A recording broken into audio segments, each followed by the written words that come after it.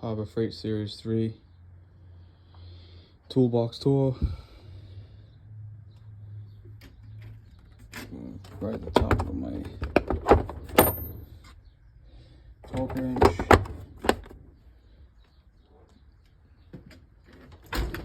First drawer is all my sockets, extensions, torques, Allens, ratchets, adapters, shallow impacts, deep impacts, wobbles. You guys, holds a lot in the first row, that's for sure.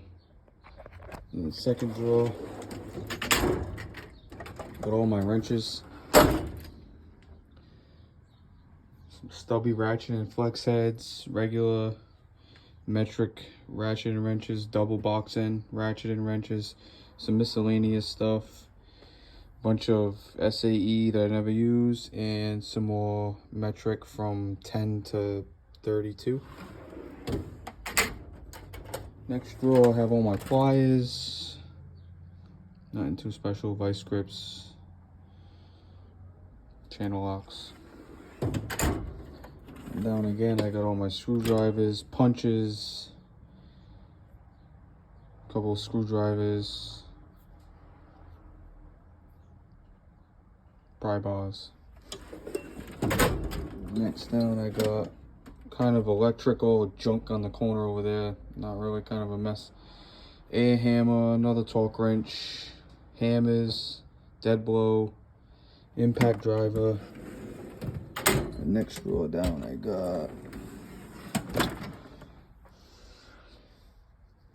drill bits, bit sets, saw blades, drill bits, just miscellaneous stuff.